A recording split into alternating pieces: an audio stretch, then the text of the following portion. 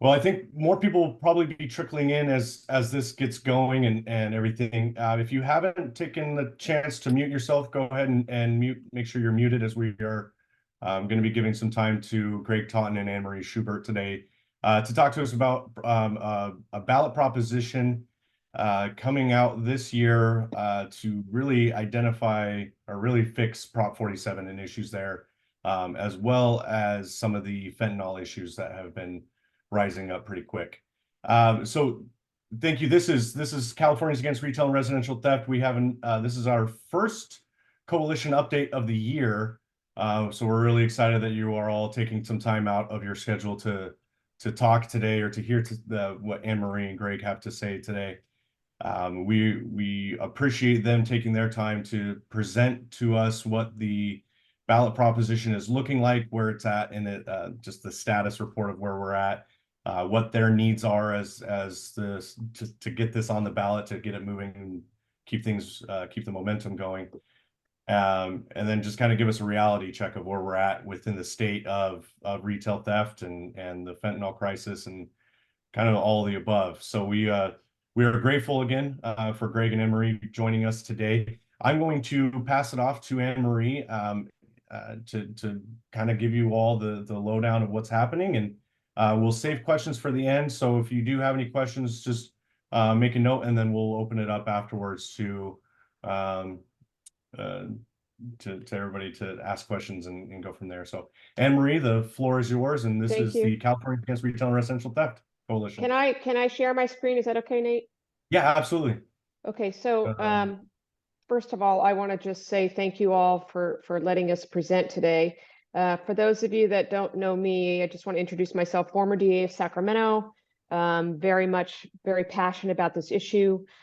Have been working on this for a long time, since actually before 47 passed. Joined with me today is Greg Totten, who's the CEO of the California DAs Association and the former DA of Ventura, and a dear friend of mine as well. Some of you may have already seen this presentation. I will also thank John Kabatek. He's been very helpful in connecting us to lots of folks here. You know, when I became more aware of what CARRT is doing, I honestly thought to myself, this is like the perfect marriage here, because everything you all have been doing for 18 months or so has what I would say kind of built the infrastructure. I mean, the fact that this is a statewide coalition that's really fed up with what's happening across California with, residential retail theft is really very intrinsically related to what we're doing on this ballot initiative. And so I wanted to, thanks to John and others for letting us come on and talk about what it is, what is the problem, which you all know what the problem is. How do we get there? What is this initiative all about? And really, hopefully, seeking your assistance in getting this thing qualified. So I'm going to try my best to go through this quickly to be respectful of your time. If you haven't read it, I'd encourage you to read the nuts and bolts of it. But it's called the Homelessness, Drug Addiction, and Theft Reduction Act. I think those folks that wrote it, we all as prosecutors, public safety officials, understand that these issues are all interconnected, and it's incredibly important that we address all of them if we really want to reduce each of those issues in the state. So as you all know, I mean, dare I even raise the term Prop 47, passed in 2014, essentially decriminalized theft and drugs. Since that time, and we're going to probably update this with some of the other issues that we also are aware of, but we know that not just retail, residential, porch privacy, convenience store, gas station theft, cargo theft, it's like off the charts. It's exploded. We know that homelessness has increased exponentially. These numbers are actually probably a little bit outdated. It's worse because we know the latest HUD data is even higher. I think it said 6% higher in California. So contrast that to the rest of the country, where even in very blue states, homelessness rates have dropped. We know that drug addiction is at an all-time crisis. And we also know that oftentimes drug addiction fuels criminal behavior, including theft. And so we're all being impacted, public safety, quality of life, all of Californians, and without hesitation, the business community is being impacted, not just in terms of actual theft from their stores, but the increased costs, whether it's increases to security, whether it's concerns about risk management of employees being assaulted, or increases to customer concerns. All of those things we know are impacting all of Californians. And I think it's really important that folks, we know this, but there's a lot of chatter right now in the legislature that they're going to, quote, fix this. Prop 47 for any meaningful fix cannot be fixed without going back to the ballot. And that's because of the way that it was written. You know, whether we like it or not, it was written very well in a sense that says that if you want to do anything to, quote, increase penalties, it must go back to the ballot. And so that's something that's very, very important that everybody understand. As much as the chatter is that people want to, quote, address it and fix it, it cannot happen without going back to the ballot. And that's why this initiative is so critically important. When we talk about retail and cargo theft, you know, these are the things, and really this encompasses all theft. So I don't want to limit us here. It could be porch piracy. It could be, you know, fuel siphoning. It could be cargo theft. What we know as a result of 47 is that there is no accountability and there is no deterrence. Thieves know this. They know there's no consequences. They take their ticket and they never show up to court and they go right back out and steal again. We know that repeat offenders, no matter how many times you steal, as long as you keep it below that threshold, that they're treated solely as misdemeanors. And then one of the things that's really kind of in the weeds of Prop 47 consequences is this concept of what we call aggregation. And what we mean by that is that if I decided to leave today and stop at 5 7-Elevens and rip them off for $900, I cannot put those crimes together except in extremely narrow circumstances, which makes it very, very difficult for prosecutors to really even get them up to a felony threshold. So that's one of the main pieces of this initiative, is that it addresses that aggregation issue. We know that misdemeanors are a low priority. It's not the fault of law enforcement. It's just the reality that when you have misdemeanor conduct, it does not rise to the level of felonies. The bail amounts are different. In many jurisdictions, they're just given a ticket, just like a speeding ticket. Many of them just say, give me my Prop 47 ticket, and then they throw it in the trash, and then they never show up to court. Anecdotally, from prosecutors, they'll tell you that 75% of the folks that are given these citations are not even showing up. I think Sheriff Cooper from Sacramento recently said there's 30,000 misdemeanor warrants for these types of crimes in Sacramento County. The resources are not there to go out and track these people. And even if they found them, they're going to be released immediately because of the fact that we don't have the ability to keep them. So it's just that catch and release. If you're in Los Angeles County, it's far worse because they have a completely zero bail schedule. So we specifically wrote stuff into this initiative to address the bail issue so that we make sure that people that are these repeat offenders are being actually looked at by judges before they're being released. There's a lot of chatter out there. We don't have enough data. We don't have enough data. Yeah, we have plenty of data. In my opinion, just look around, see what's happening, walk into a grocery store or a convenience store and watch people steal. But this is actual hard data from Cal DOJ. Which shows that since the time of 47, we've seen just on reported stolen goods, not unreported, which is very high, 96% increase in reported stolen goods. It's just getting exponentially worse. What is the retail industry concerned about the most? And this includes grocers, business, retail industry types of members. This is straight out of NRF. These are the top 4 issues for them, and it's growing exponentially every year. Organized retail crime, violence during criminal acts, that's increasingly a concern. I got an email yesterday from Richard Wardwell, who John Cavatech hooked me up with from Superior Grocers, talking about how just last weekend there was a shooting at one of his stores, and it had to do with somebody trying to rip him off of beer and alcohol and those things. So those kinds of concerns are very, very prevalent. Homelessness concerns, it's not just about the fact that they're outside their stores. It's the fact that it then causes people concerns about even going into their stores. So those are increasing exponentially. And then just regular straight up theft. These are all very high priorities for the industry. This is just what is some of the data that we're seeing out of the survey put on by NRF. 45% are changing their store hours. Nearly 30% are changing or altering their product selections. I saw something on Twitter this morning about some store that's locking up socks. That's what we've gotten to. We're locking up socks, not just hair products and other, medicines and all that. It's really quite pathetic that we're at this state. 28% are reporting store closures. Greg Totten has often talked about, major malls in San Francisco, very high-end stores are closing. And just think about that for the impact on the communities that those retailers serve. Loss of tax base, loss of jobs, more challenging for folks to go to stores in their neighboring communities, those kinds of things. So the consequences are very, very real. I've said this probably somewhat sarcastically, as we like to tout ourselves as first in the nation in a lot of things.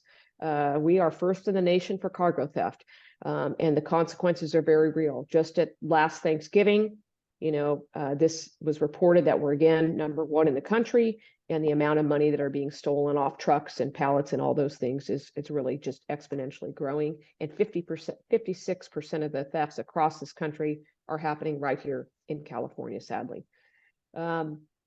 So what's the solution? Really, in my view, and I'm sure Mr. Totten agreed, the only solution is this ballot initiative. And that's rooted in the fact that Prop 47, in the way that it was written, is that this is the only way to address this. One of the main pieces of this, which I'm sure the business community can appreciate, is the fact that we need to hold serial thieves accountable. So if you have 2 or more prior convictions for theft, and that theft is very broadly written. It could be porch piracy, it can be fuel theft, it can be cargo theft, it can be grocery theft, whatever it is. 2 or more of those prior convictions, the 3rd time is a felony. This is really taking us back to what we call Penal Code 666 for those law enforcement on the call here. I will say this: since 47 was passed, there have been 7 attempts in our legislature by both Democrats and Republicans to go back to having this there. It's really just allowing for serial theft. Every single one of those bills was killed, and every single one of them said that if it had passed, it had to go back to the voters. So that's why we know that the legislature recognizes that this needs to go back to the ballot. The second piece of this, which is important for addressing not just homelessness and the theft, is drug possession. And we talk about hard drug possession, meaning fentanyl, heroin, methamphetamine, cocaine, PCP. So after 2 of those convictions, the first 2 are misdemeanors in alignment with Prop 47. The 3rd time, you are now a hardcore drug user, and we need to ratchet up the consequences, and we need people in treatment. So then at that 3rd time, the prosecution has the discretion to charge that as a felony, but we call that a treatment mandated felony, meaning we want you in treatment. Anybody that wants to tell you that, oh, we just want to mass incarcerate, that's just an outright lie. We want people in treatment, and we want them to get back on track. And so if they choose no treatment, then they can go to jail. If they continue to reoffend, then they can conceivably go to prison. It's not a long-term prison sentence, and with our early releases, it's half of the time of whatever they would ultimately get sentenced to. And then thirdly, which is actually what polls the highest on the initiative, is the fentanyl crisis. Everybody in California recognizes that we are in a state of very bad conditions with fentanyl, and we're going to go after those drug dealers. We're going to address that. We're going to make sure that drug dealers know that if they choose to sell fentanyl and they sell again and they kill somebody, they can be prosecuted for homicide. This piece is actually what I mentioned is polling the highest. So how do we get there through initiative process? First off, we need to have high voter support. This particular slide is from the Cal Chamber support poll that was done on just general topics. Fentanyl polled at 92%. Theft, 84% believe theft is rampant, and 82% believe that homelessness is not only rampant, but it's driving criminal behavior. So then this ballot initiative was submitted to the AG's office in the summer, and we just got in October the title and summary. And as many of you know, particularly in the business community, we don't often get good titles and summaries. And we actually felt pretty good with this, given the historical title and summaries we get. So this little centerpiece here allows felony charges and increases sentences for certain theft, drug and theft crimes. Allows felony prosecution for certain drugs, including fentanyl. That actually, we believe, is very helpful because fentanyl pops out, and that's what polls so high. But just reading this ballot, we paid a lot of money for a poll on this specific initiative. Just reading the ballot label alone, 70% right off the bat, 32% of that 70 was a hard yes. So the pollster, as Mr. Totten says, was actually quite giddy about this poll because it's really off the charts. Then the pollster then dug deeper into some of the specifics. In particular, Prop 47, 89% of those polled support changes to 47 to allow for stronger penalties. That's very, very significant. And I think Greg has mentioned this, and I think it is worth noting that, you know, they polled on how many of you actually voted for it. And it was, and not just voted for it, but would change your position now. And it was like 83% said they would no longer support 47. So what we know is that since 47, the public has increasingly become aware of the issues of 47, and they want changes.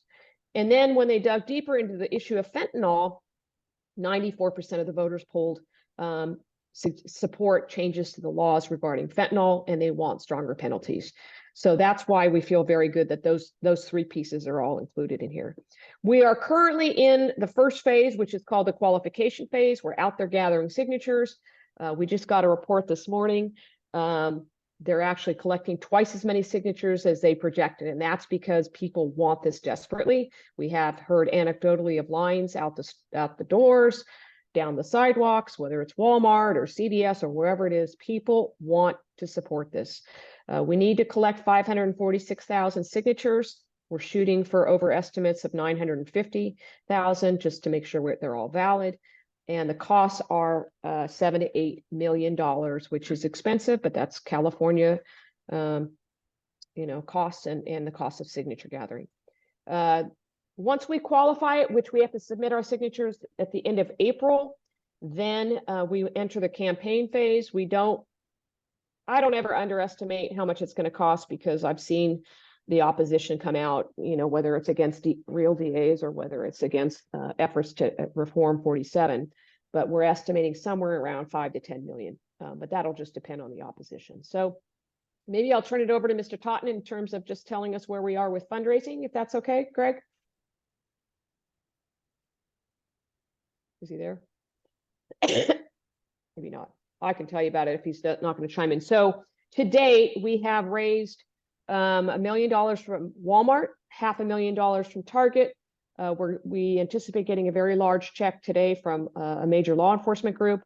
The district attorneys across California, with the exception of a few that are not particularly public safety minded, the DAs combined have agreed to raise $1 million.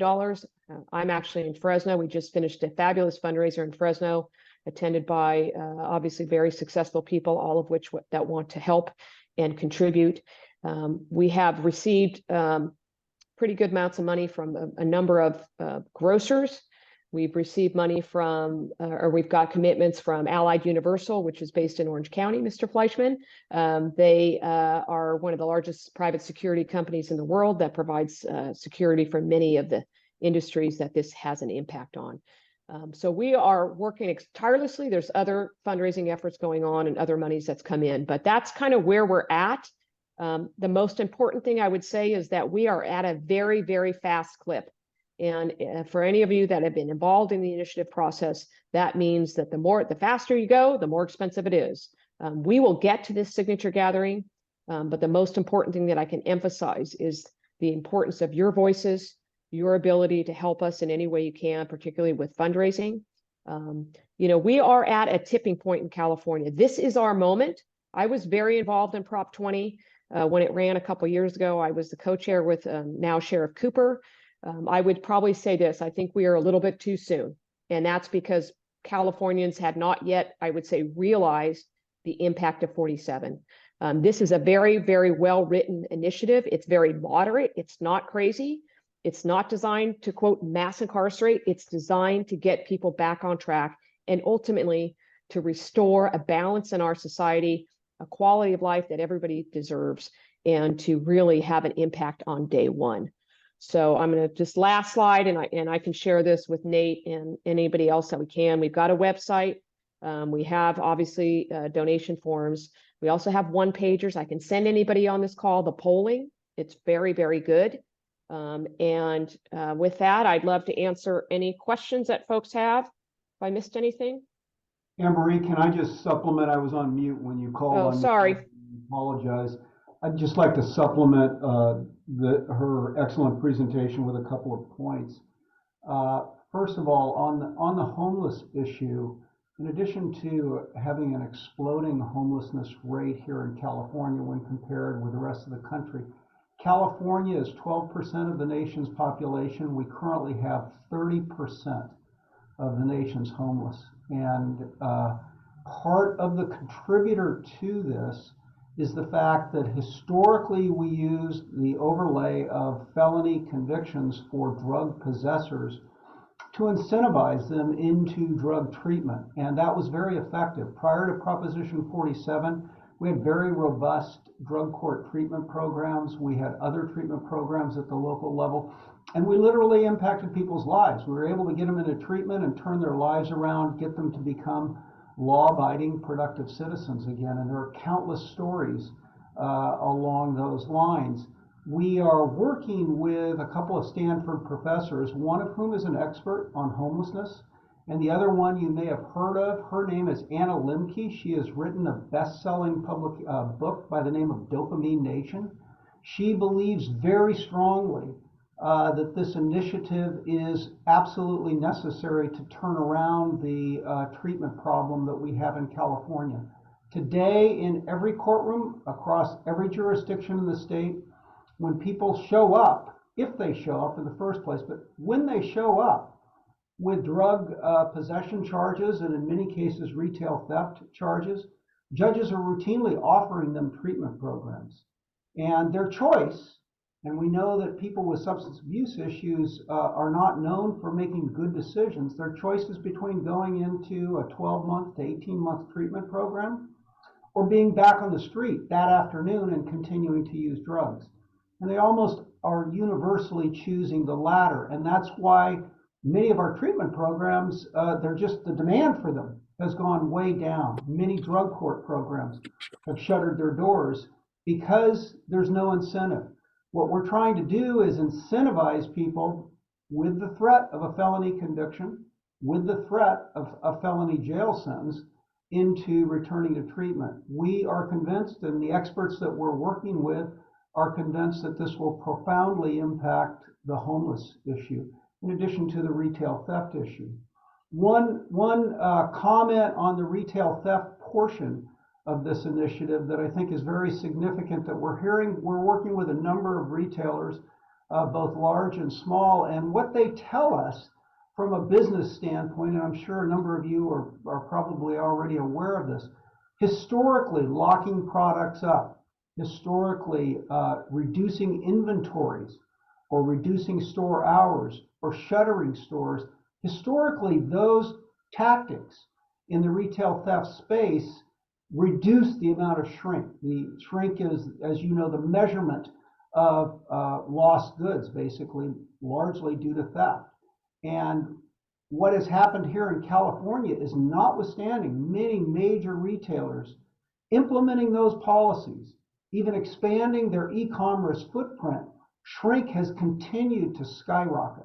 The shareholder calls of a month or two ago among all the major retailers reported shrink as one of the most significant problems they were confronting.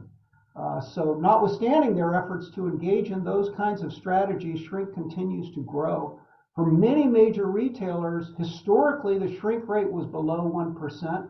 Now for some it's well in excess of 3%. We have one retired loss prevention executive that we're working with that told us he would have been fired had his shrink rate been at the level that is commonplace now. And so from the standpoint of what we're doing, it is not just a criminal justice issue. It is not just a social issue in terms of the homeless population. This is an economic issue. It's an issue that is impacting the health and well-being of our business community. It's impacting consumers by the inconvenience they experience every time they walk into a store and see products that are locked up. It's also impacting customers' willingness to go into stores when they have to walk through homeless encampments and other difficult challenges in those communities. Most significantly, the polling on this issue crosses all socioeconomic, all demographic lines. If you look at the communities and you say which communities are most impacted by this problem with Proposition 47. What you find is they are overwhelmingly poorer, more economically challenged, more commonly communities of color that are being impacted by this. We drafted this measure with a recognition that California is a deeply blue state. It is drafted with an eye towards having broad appeal across the state, and indeed our polling shows that it has broad support across all of those demographic lines, all of the geographic lines in California as well. And so we believe very strongly if we're able to qualify it for the ballot, we will be successful. The voters overwhelmingly, as Anne-Marie said, are at a tipping point. When you see a major metropolitan mall, like the mall in San Francisco closed down that had many high-end stores, the economic impact of that closure on the city and county of San Francisco is huge. If you think about what that will do to the tax base, what that does to the number of employees that will no longer have jobs, and what that does to the health and well-being of that city. We believe very strongly this initiative is vitally important to the future of California, to the future of its business community, to the future of our social fabric and the communities that we as prosecutors serve, and to the future of the criminal justice system. And we need your help. Anne-Marie and I are working every single day to raise dollars. We've had considerable success, as she mentioned, with some large retailers. We have received some very large donations from a large law enforcement association. But the only way we get this across the finish line is with other people stepping up and contributing to it. So we want to thank you for this opportunity to present to you. I know, lawyers, we like to say we get paid by the word, and so we probably talked a little bit too much, but we wanted to give you all the information that we have and hopefully encourage you to help us with this. I would just add, there's been some really great questions in the chat. I've tried to do my very best to answer those.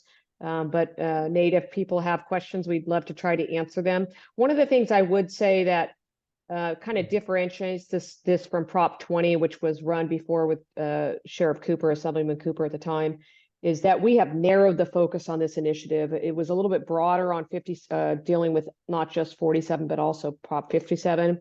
So we're much more linear in our thought, and we do really want to get folks the help that they need, whether they're homeless or unhoused, whether they have addiction problems, and those that are actually committing repeat thefts. Rosario, go ahead and ask your question. Thank you. Good morning, everyone. My name is Rosario. I'm a council member with the city of Folsom and a local business owner. My question is, about a year ago, I testified on Assembly Bill 75 for Assemblyman Josh Hoover.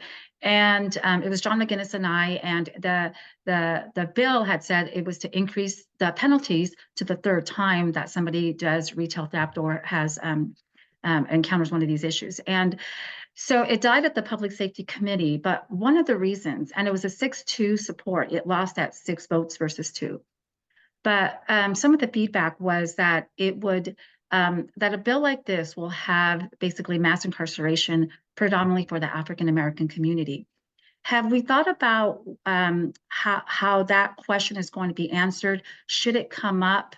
I'm in support 100% of this bill. But have we thought about what the opposition will say about the impact that it will have to, say, the lower socioeconomic communities that do deal with addiction and other issues like homelessness and some of the other things that come? I can answer that if that's okay. I think what's important to remember, and this kind of comes out in any of those arguments that we're disproportionately impacting certain communities. What we know is that those folks that are impacted by theft and these other issues are also victims, or they're victims, but they're also disproportionately folks that are, lower economic, African Americans, Hispanics.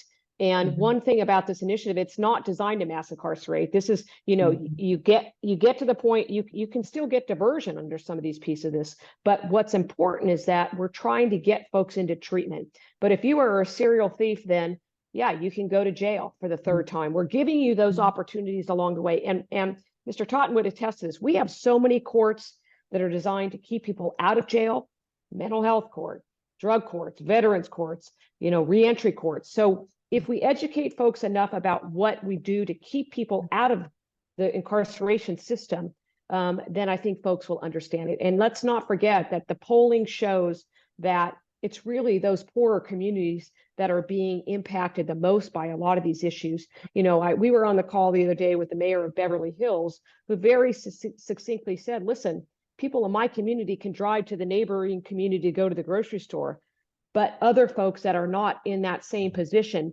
are being impacted even more because stores are closing in their neighborhoods.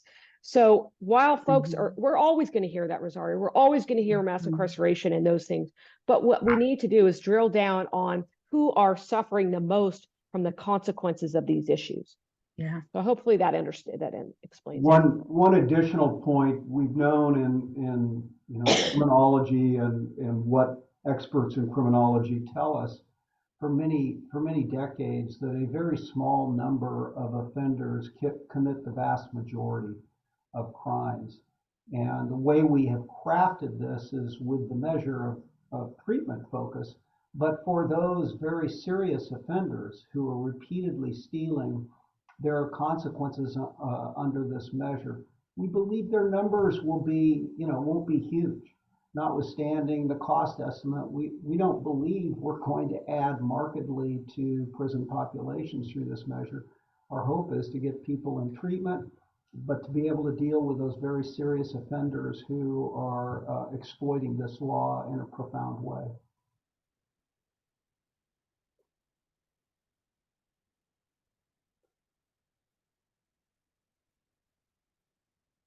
That it, Nate?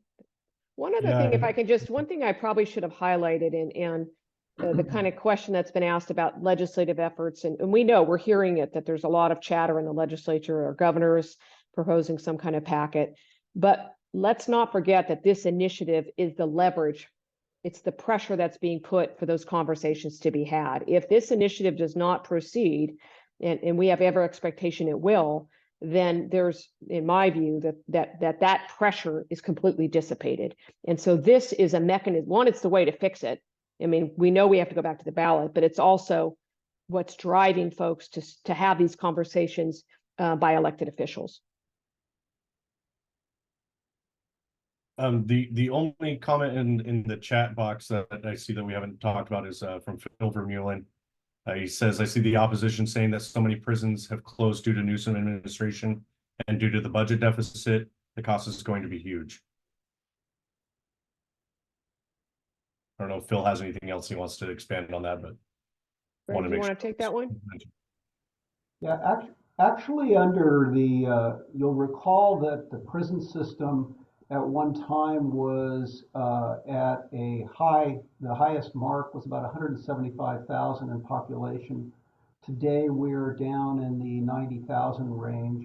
There was significant litigation over prison population in federal court, and ultimately 3 judges set a population cap of, I think it was 130% of design capacity. We reached that cap, I believe, in 2015 and have been below the cap ever since then. A number of prisons have been closed down as a result. We honestly don't believe many of these sentences will be served at the local jail level. We honestly do not believe that this is going to have any significant impact upon prison population. It's not like a 3 strikes and you're out proposal. It's not like a 1 strike rape and child molest proposal where people are facing potential life sentences. The sentence for petty theft with a prior, as defined under this initiative, if you're a repeat offender, the maximum sentence that an individual could serve for that offense is 3 years. Under California law, with the credits they would earn, they get 1 day for every day they serve. So it's actually 18 months. Now there are enhancements for the more serious offenses, the smash and grab offenses where people steal excessive amounts of money or where they act in concert with others. Those sentences can be enhanced, but again, these are not large, lengthy jail sentences. These are rather modest sentences. The goal is to address the obvious perception on the part of thieves that there are no consequences, and it's not just a perception. It has become a reality in our system. That's what we're trying to do. Thank you, Greg and Anne Marie. Are there any other questions that have not been raised or anybody would like to ask? Actually, I At have this one more point? question, Nate, if I can ask it. So Absolutely. you know, the goal is to ultimately get individuals that need help into treatment. Is our healthcare system prepared should this pass? And now we have, and I imagine the counties would end up picking up probably some of the costs. I'm not sure, you know, how the private healthcare system plays into role, but do we have enough support coming from the healthcare system that would allow us to be able to get these individuals into services right away? Thank you. We drafted it with that issue in mind. First of all, I'll say prior to Proposition 47, we had very robust treatment programs that included both inpatient and outpatient services. The vast majority of drug offenders don't go into inpatient treatment. They go into an outpatient treatment where there's regular reporting, regular monitoring, and experts in drug treatment that are staying on top of those individuals to make sure they're complying with the requirements of the treatment program. So we believe those pre-existing resources are still available. And we can get drug courts going again. We can get a lot of those treatment programs going again as well. But in addition to that, in 2011, the prison realignment proposal advanced by Governor Brown basically shifted a large population that would have gone to prison to local jails. And in that process, recognizing that it had a cost attached to it and that locals were better at identifying, you know, dealing with their offenders, so to speak, the governor also authorized, as a part of the realignment, significant funding to county governments. I think it's well over $1 billion now statewide. It's called BSCC funding. It's administered by a state entity called BSCC, and then every county in the state has a local community corrections committee that the DA, the public defender, the judges sit on. And that local committee analyzes what is needed from a treatment standpoint, from a supervision standpoint, and an incarceration standpoint, and makes recommendations to their board of supervisors as to how to appropriate that money that they get from the state. And we expressly included those funds in this initiative for that very purpose. So we'd have additional resources. But I can tell you, having been a prosecutor now for 4 decades, I'm very confident that we will be able to, at the local level, embrace the needs that will come from this added treatment component. I think they're also Medi-Cal eligible under Obamacare too, Rosario. Yeah. Thank you. Matt Ross? Yeah, I just had a quick question. I know the governor keeps saying he wants to target repeat offenders without touching Prop 47 some way, shape, or form. Is there any way you see that that is possible? If you increase any penalties at all, and I think one of his proposals is professional thieves. We haven't seen any bill language, but the fact that every one of these bills in the legislature that sought to deal with repeat thieves acknowledged it has to go back to the ballot, I think it's going to be a very difficult thing. But again, we have to see what those bills actually say. Yeah, we've done a fair amount of research, and the language in Proposition 47 is very clear that any increase has to go back to the voters. You know, the defense bar that we deal with, they're properly going to challenge anything that they think pushes up against that mandate in Proposition 47. So we believe, and our experts believe, that the aggregation proposal that would allow us to aggregate amounts to reach the $950 threshold, or any offense dealing with serial offenders that increases punishment, would rightfully and properly be challenged by the defense. Ultimately, the Supreme Court would make the decision, and I can just tell you, you know, practicing law in this space for a long, long time, I have very little confidence that we would prevail against such a challenge. And so that's why we are so adamant that the voters need to decide this issue. I think it's important to note that in 47, it talked about how it has to be broadly construed, that our legislature could pass laws to reduce penalties, but if they wanted to enhance penalties, it had to go back to the ballot. I mean, that's just a clear, plain language of the initiative. Thank you. Rich Lozano? Yeah, good morning. And Rich Lozano, City of Galt Council member, actually Vice Mayor this year. Anne Marie, Greg, John, and Nate, thank you for all putting this together.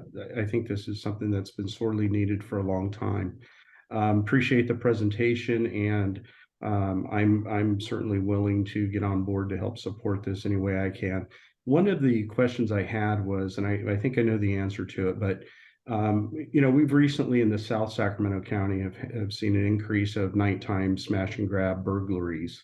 And one case in particular for my jurisdiction is a nighttime burglary where a blood sample was left, and a year later we end up arresting a guy on it based on DNA, and his sentence for it was yet a third sentence of probation. And so at what point will this legislation address that piece of it?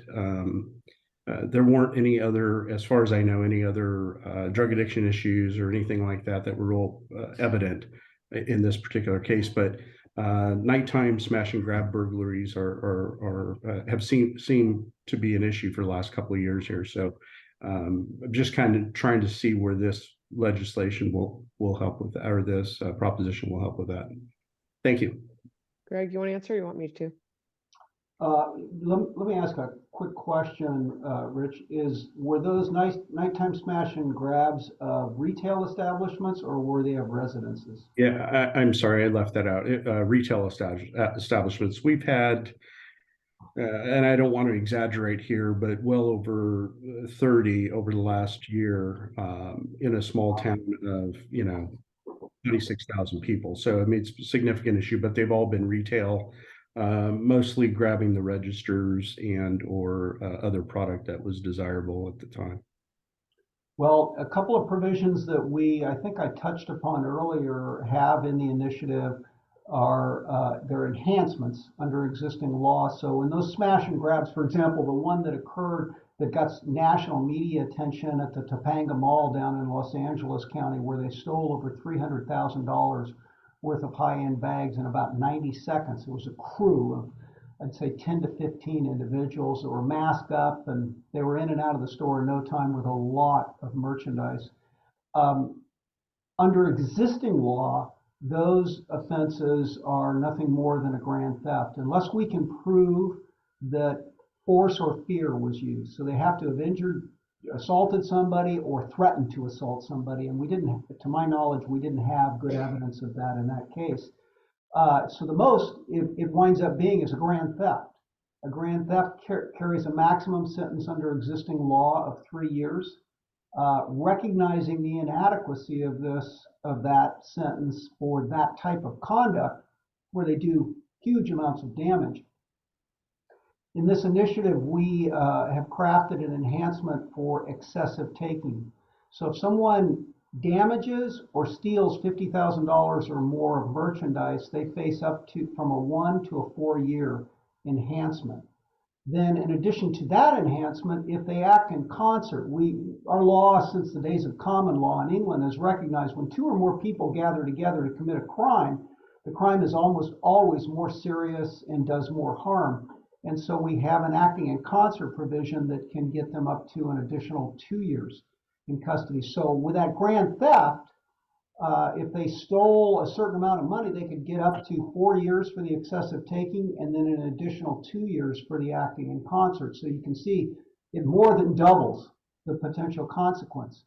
So we try to increase consequences. We still operate in a system where the judiciary is an independent branch of government that we can't always control. Certainly we make our case and would make our arguments to provide appropriate proportional sentencing. But we can't, in this initiative, guarantee that judges won't impose light sentences, but those judges often get exposed when they do, and it can affect them at their next election. And certainly as prosecutors, we make, I think, compelling cases for why those sentences should be appropriate and fitting of the crime. I appreciate that, and nice to see you again, Anne Marie. Yeah, and you nice too, to see Rich. you doing the work of the people still. Appreciate it. Thank you. Any other last questions before we wrap this all up? All right. Anne Marie and Greg, thank you very much for the presentation today. I saw that there were a couple questions about website and everything like that. We'll send up a follow-up email to everybody this week with a reminder what the email is, a copy of the presentation that Anne Marie gave. And then if there are any questions or anything and you need to get a hold of her or need anything from this effort, please let us know. You should all have my email, just nate@carrt.org. But anyway, yeah, let us know. We'll send out again, like we'll send out a follow-up. We'll include we'll probably have this presentation up on our website later this week as well. So if you want to share this with anybody about with the questions or hear more in depth of what the presentation is as opposed to just reading through it, feel free to share that out with anybody. But as you heard from Anne Marie and Greg, this is a very timely, time-sensitive issue, and we need to rally the troops and get as much support as we can. So please feel free to share the website with anybody and everybody that you know, all the other business owners that you are in your close-knit circle. It's casafecommunities.com for the ballot initiative that you can go to. And we'll send out some updates this week as well. So thank you again, so much, everybody. Very much appreciate it. Yeah. Thank you. Yeah, thank you. Bye. And we'll be in touch soon. Thank you. Okay.